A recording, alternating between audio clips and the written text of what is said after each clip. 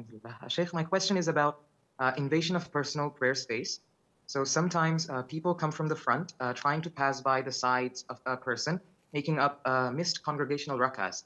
But while doing so, they end up invading his personal prayer space by entering a leg or foot or arm. Like the space to pass by safely is really small, so they still take the risk. So is he obliged to raise his hands and stop them from passing? One point that the person faces this issue in a masjid of a Deobandi markaz, and mostly their teachers and students pass by like this. And also they are usually intolerant to opinions that are not part of the Hanafi madhab. Uh, Jazakallahu khairan, Shaykh. Wajazak. First of all, the prohibition is from passing in front of a person praying. Putting his hand or his leg does not invalidate it. So if there's a person praying and someone reaches in front of him with his hand to pick up a mushaf from a shelf or something in front of him, this does not invalidate the salat, because the prohibition is in him passing. Him being stationary in front of the person praying does not impact the prayer, as in the case of Mother Aisha, when the Prophet used to pray and she was lying in front of him throughout the whole prayer. So no one would say, oh, this invalidates the prayer, because she did not pass. She was in front of him, stationary. There's nothing wrong in that. Secondly, if you're making up for missed rak'ahs, the moment the Imam gives salam, you stand up, you move forward a step or two or three, no problem, until you reach someone who's sitting and you're so close to him that would prevent people from invading your personal space when praying. Or you walk to a pillar or to a wall, providing it's a step or two. So usually when you do this, you block people from doing that, and Allah knows best. As for the fact that they're Deobandi or they are intolerant, the hell with them. I'm following the Sunnah.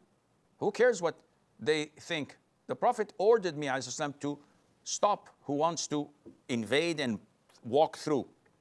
And if he doesn't stop, I should push him and fight him. So this is from the Sunnah, because he's the one who's transgressing, not me. I'm just following what the Prophet taught ﷺ.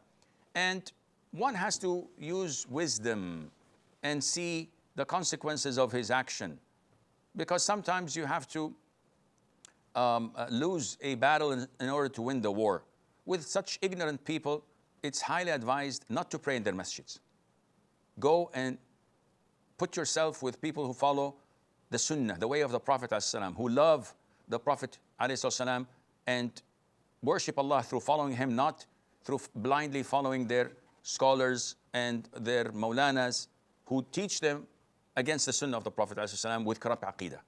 This is what you should do. And if you can't find such a place, make such a place. You and a person or two or three from the community, to start a nucleus of people following the Sunnah. Don't bow down and submit to innovation and to such people who do not follow the Sunnah and want you to be submissive to whatever they say. Oh, don't do Raf' al-Yadayn. Oh, don't say Ameen loudly. Oh, don't put your hands on your chest. Don't move your finger when in tashahhud. Don't do this, don't do that. Subhanallah. What is this? Simon says, I never knew that you bought this masjid and it's registered in your name or your father's name. This is Allah's masjid. We follow the Quran and the Sunnah. What do you follow? Sheikh so-and-so, Maulana so-and-so. This is not applicable. So be wise. Try your level best to de-escalate situations and confine yourself to people who follow the same aqidah, the same methodology of the Prophet ﷺ.